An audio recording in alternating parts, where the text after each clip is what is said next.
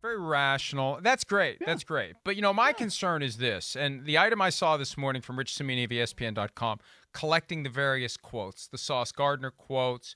Garrett Wilson said, I'm going to be able to tell my kids about this in 20 years. Of course, the kids are going to say, who's Aaron Rodgers? But, Quincy Williams, he's starstruck by Aaron Rodgers. The challenge for Rodgers is to get these guys unfreaked out about him. And that's why it's good he's there. It would be better if he was there for all of the offseason program. He says he's going to be there for more than half of the remainder of it. The sooner these guys just regard him as one of the guys, the better off everyone's going to be. Because you get that in your head, that you're in awe of your quarterback, and it lays the foundations for something like, for example, Christian Watson, wide-ass open, week 1, first possession of the game at Minnesota, down 7-0 after a methodical drive by the Vikings, results in a Justin Jefferson touchdown pass. Watson wide open, blows by Patrick Peterson. Aaron Rodgers puts the ball in his hands, and he drops it. Changed everything that day, may have changed everything that season for the Green Bay Packers. You want your receivers, you want your players sufficiently comfortable that they are not so in awe of Aaron Rodgers that it can become a distraction to what it is they need to do when it's time to go play in the games that count.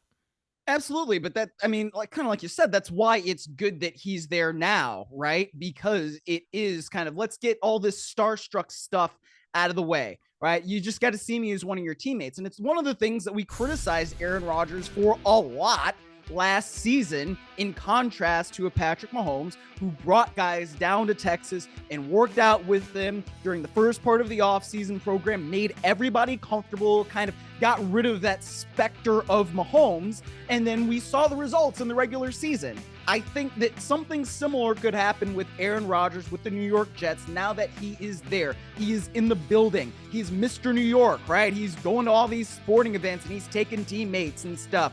I think that's a good thing. And maybe it means that Aaron Rodgers learned from what happened last year, and he doesn't want that to repeat itself. He wants to make sure that he is as all in as he can possibly be with the New York Jets to give them the best chance to win. And look, if you're talking about the AFC and the gauntlet that is the AFC, he needs to do that.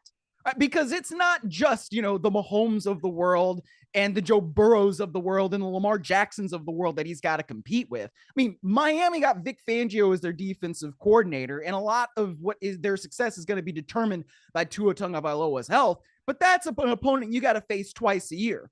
Right. You also have the Buffalo Bills in that division. And I don't know how good they're going to be with Sean McDermott now becoming their defensive coordinator and having to wear 2 hats. And, who knows if Josh Allen's going to limit the turnovers and giveaways that he had last year. But that's still the team that is at the top of the division. You got to play them twice a year. The Patriots are always a tough matchup because of the coaching staff that they have. You got to face them twice a year. It's going to be a gauntlet for Aaron Rodgers. So all this time that he is putting in right now with the New York Jets, I think is probably going to pay off once we get to the fall. He needs to be there for everything, though. I said it yesterday. I know the Jets aren't thrilled about that, but I don't care. He needs to be there for everything and then some. Look at what Mahomes did last year, gathering those guys in Dallas, taking notes on what the receivers do well and what they don't. He's scouting guys. He's part of the front office. He's out there throwing passes to guys that haven't even been drafted into the NFL yet and giving advice to the front office about who they should target. They're downplaying it, but the Kansas City's downplaying that, but you feel like there must be something there. Otherwise, why would he be doing that? And why wouldn't you want him to do that if you can give yourself that little bit of an edge in the margins? That's where games are won and lost sometimes. That's something. And that's why I say Aaron Rodgers has to at least match what Patrick Mahomes is doing, because that's who he's competing with. And Myles, I think it's all going to become crystal clear next week because they do have a gauntlet of games. It's one thing to look at the opponents. It's another thing to see week 1. Here's who they play. Week 2, here's who they play. And you do the Mike and the Mad Dog. That's a win. That's a loss. That's a win. Because once you see it, that's when it's, oh, crap.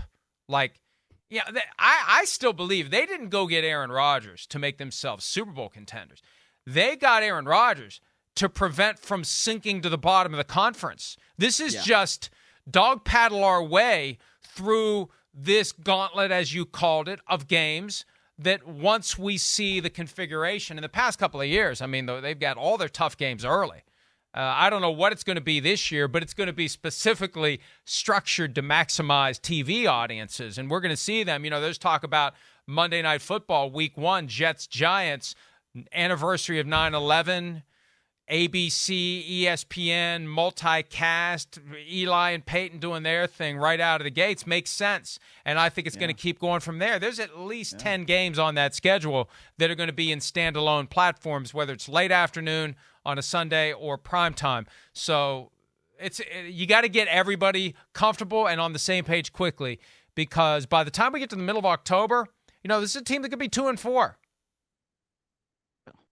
They could be 2-4. They could be 6-0. I mean, we don't know what the hell they're gonna be. But they could be 2. They could be 0-6. Man, I don't know. I mean, but like you said, look at the schedule. Look at who they face. They face the AFC West and then also the NFC East. I mean, that's not the easiest thing there. And then you also add the Falcons in, and you've been on, how good the Falcons skill group is, which is probably true. So there are no easy wins on that schedule, unless maybe you're talking about the Raiders, the Broncos, maybe, I don't know, but that's a Nathaniel Hackett revenge game. The Texans, I mean, the Browns, I guess, but the Browns maybe could be better. But I'm looking at that, and it's like, man, that really is a tough schedule, because you've got not just the AFC East, but the AFC West, which is definitely competitive, and then also the NFC East, which is that best division in that conference.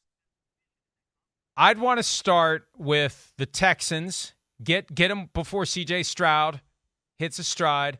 Falcons, yes. I'd want to get them early before they start to really crystallize what they have. I'd want to get the Commanders early. I'd want to get the Browns early before Deshaun Watson is really, ensconced and back up to where if he gets there, where he was in 2020. Yeah. But I'd want to get some of those easy games, and there aren't many. There aren't many easy games. I'd want to get them in September, build some confidence, validate what we did with Aaron Rodgers, and then prepare ourselves for those challenges to come. Both Super Bowl teams, Chiefs and Eagles, Cowboys, Giants, the 6 games in the division. It's going to be a difficult year for the Jets and an uphill climb for them to make it to the postseason. Hi, it's Mike Florio. Thanks for watching PFT on YouTube. Hit subscribe for the latest news and analysis from Pro Football Talk.